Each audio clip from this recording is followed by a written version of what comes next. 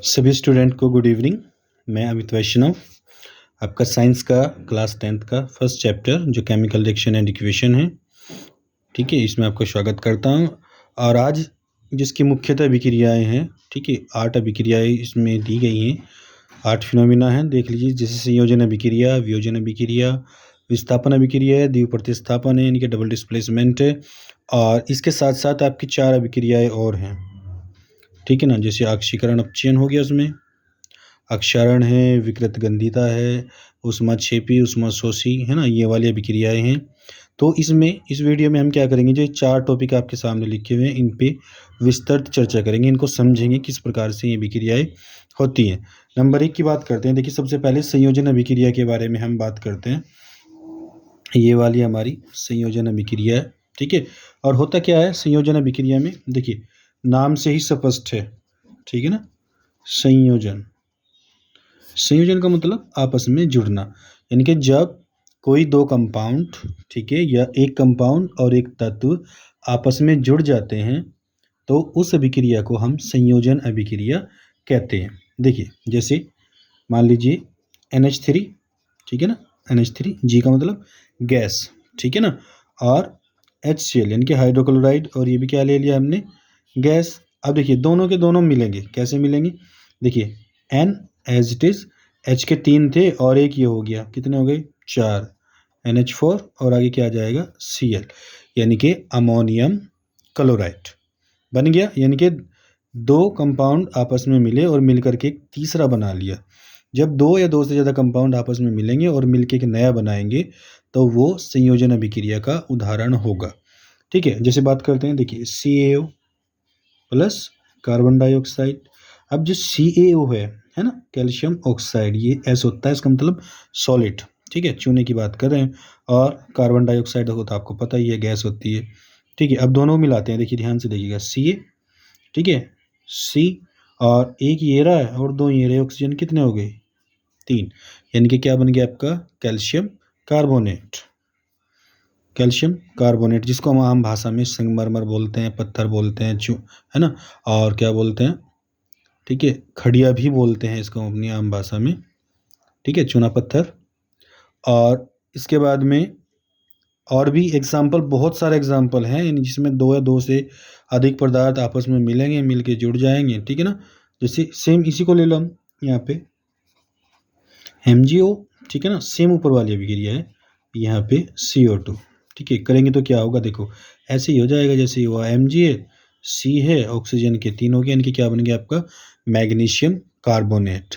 तो यहाँ तक कोई दिक्कत नहीं है, यानी कि जब दो या दो से अधिक पदार्थ आपस में मिलकर के एक नए पदार्थ का निर्माण करेंगे तो उस अभिक्रिया को हम लोग संयोजन या सिंथेसिस या कॉम्बिनेशन रिएक्शन बोलेंगे, ठीक है ना। When two or more compounds or elements react with each other and form a single compound, ठीक है ना, एक सिंगल कंपाउंड का जब निर्माण करेंगे that is called synthesis और combination reaction। और भी बहुत सारे एग्जाम्पल है, जैसे आप ले लीजिए, जैसे क्या बोलते हैं SO2, ठीक है, और O2 के साथ इसकी क्रिया करेंगे। हमने यहाँ पे 2 क्यों लगा दिया स्टार्ट में, क्योंकि देखिए ये SO3 बनता है, ठीक है ना। फिर यहाँ पे 2 लेंगे क्योंकि इसको बैलेंस करना जरूरी है, ऑक्सीजन को, 2 दूनी 4 और 2 ये 6, तो 2 तिया 6, यानी कि क्या बन जाएगा आपका, ये होता है सल्फर, 3 को क्या बोलते हैं ट्राई, और O को बोलते हैं ऑक्साइड। क्या बन जाएगा आपका sulphur try oxide. I hope यहाँ तक कोई डाउट इसमें नहीं होगा, नॉर्मल सी बात है, आप समझ गए होंगे। इसके बाद दूसरे नंबर पे देखिए वियोजन या अपघटन अभिक्रिया, दैट इज डिकम्पोजिशन रिएक्शन। देखिए ये पहले वाले का जस्ट उल्टा है, पहले वाले का जस्ट उल्टा है। इसमें क्या होता है, इसमें एक बड़ा पदार्थ दो या दो से अधिक छोटे अपघटनों में टूट जाता है। देखो जैसे ये कोई A है और B है, कोई एक कंपाउंड है, ठीक है, और ये फिर क्या होगा, ऐसे A और B यानी कि जिनसे मिलके बना है उनमें ये टूट जाएगा, ठीक है ना। तो ये हो जाता है आपका दूसरे वाला, यानी कि हम वियोजन अभिक्रिया की अब बात कर रहे हैं। वियोजन अभिक्रिया में क्या होगा, यानी कि कोई बड़ा पदार्थ छोटे पदार्थों में टूट जाएगा, नॉर्मल सी बात है।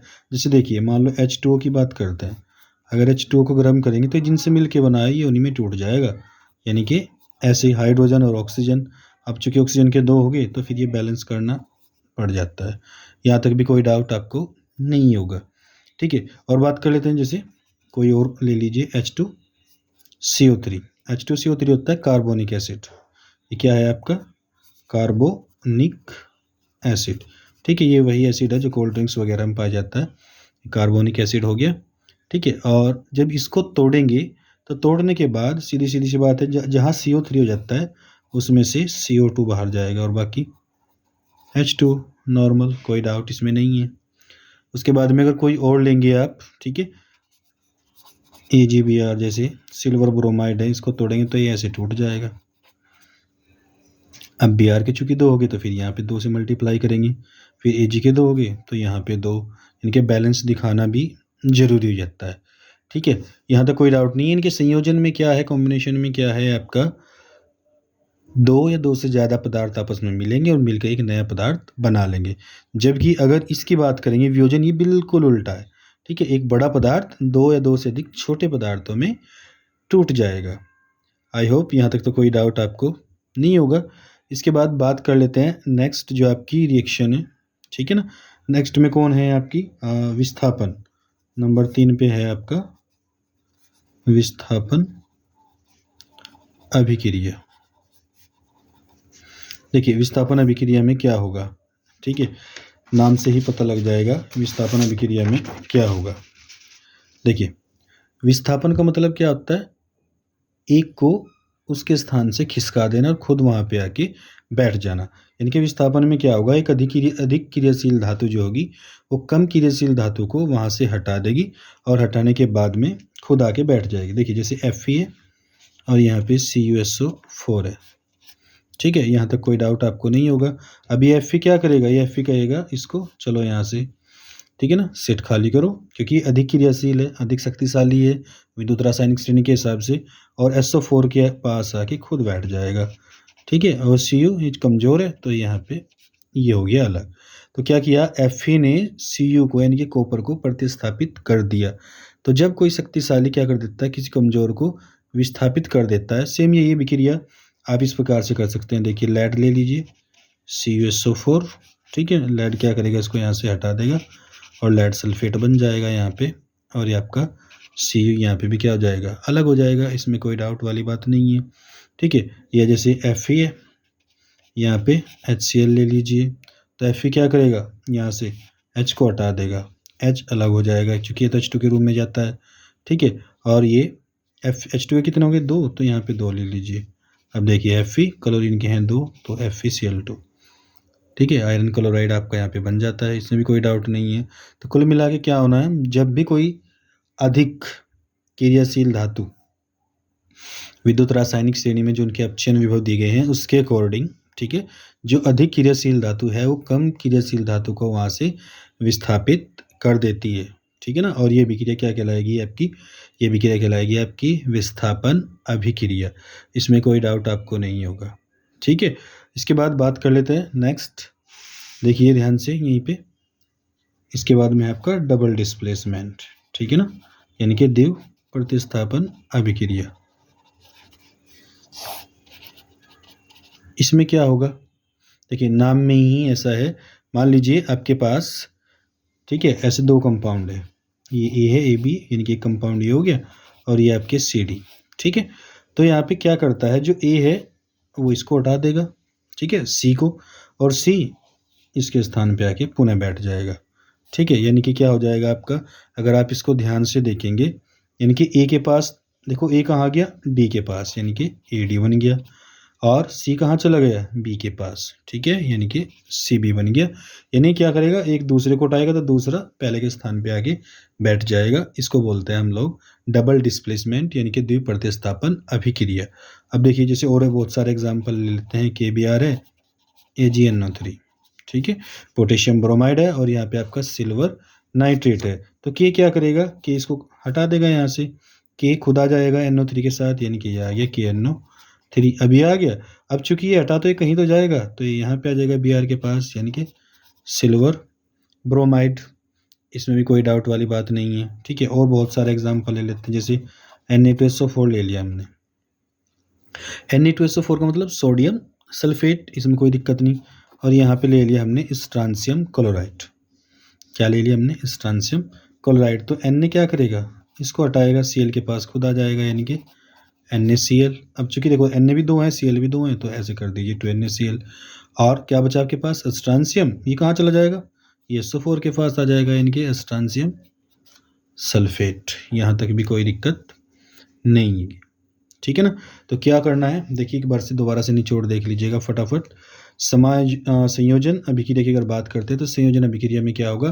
कोई एक या एक से अधिक जो पदार्थ हैं वो आपस में, ठीक है ना, छोटे छोटे जो पदार्थ हैं आपस में क्रिया करके एक बड़े पदार्थ का निर्माण करेंगे।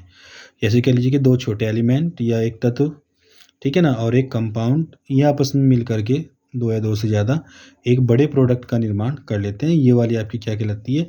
संयोजन अभिक्रिया कहलाएगी, ये वाली, ठीक है। इसके बाद बात करते हैं वियोजन। तो वियोजन अभिक्रिया में क्या होना है? वियोजन अभिक्रिया में, वियोजन का मतलब क्या होता है? टूटना, ठीक है, बट जाना। तो वियोजन में क्या होगा? एक बड़ा जो पदार्थ है, यानी कि एक बड़ा यौगिक है, वो 2 या 2 से अधिक छोटे यौगिकों में, छोटे छोटे टुकड़ों में टूट जाएगा।